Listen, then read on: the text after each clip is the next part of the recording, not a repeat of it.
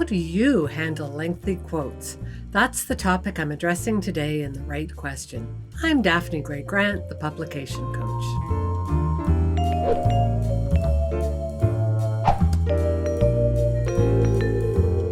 I have a question from Zafarul Azam, a writer based in Rockford, Illinois. Here's what he's asked by email. I want to ask about long passages of speech. Is it okay to add paragraph breaks in lengthy passages? Or do I have to use new sets of quote marks for every new paragraph contained in the speech? Thanks for writing, Zafarul. This is a highly particular question, and I have a specific answer for you. But first, I need to make a brief digression to talk about style. New writers often believe that there must be a right and a wrong answer to every question.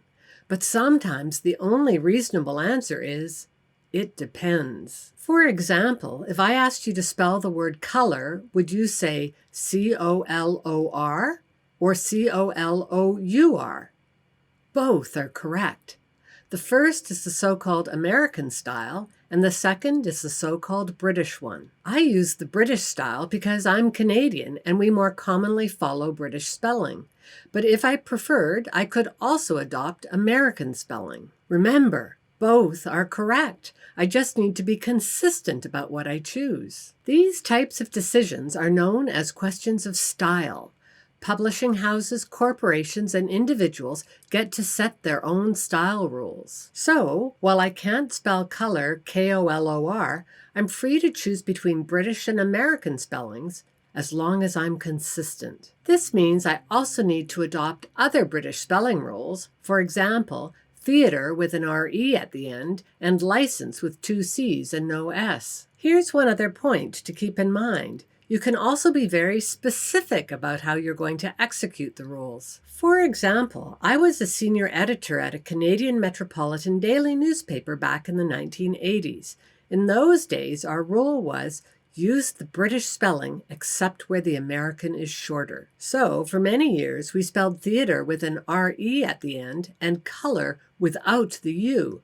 Readers found this hugely confusing, and we received a lot of letters of complaint about those missing U's. Eventually, the paper changed the rule to specify that all words with a British spelling ending in O-U-R should be left that way, even though they were longer. These variations can be hard for outsiders or non-professionals to notice, but it's the kind of work that copy editors do.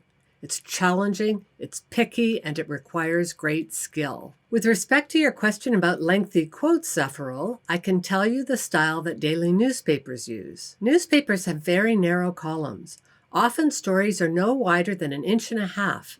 As a result, newspaper editors paragraph frequently, sometimes as often as once a sentence. They do this because paragraph breaks make the text look more appealing and not quite so intimidating. So yes, we would feel free to break a long quote wherever it felt appropriate. The style was to have quote marks at the beginning of each paragraph, but none at the end until the quote was finally finished. I hope the example I'm showing on screen makes this clear. Finally, let me wrap up with the words of American writer A.A. Milne. A quotation is a handy thing to have about, saving one the trouble of thinking for oneself. Always a laborious business. Zafarul, I hope you find this information helpful. Just be aware that if you're talking about a book manuscript, the publishing house you're approaching will have their own style for quotes. For this reason, the most important thing to remember is to be consistent. If you'd like to learn more about how to make your writing a happier, more rewarding process, check out my latest book, Your Happy First Draft.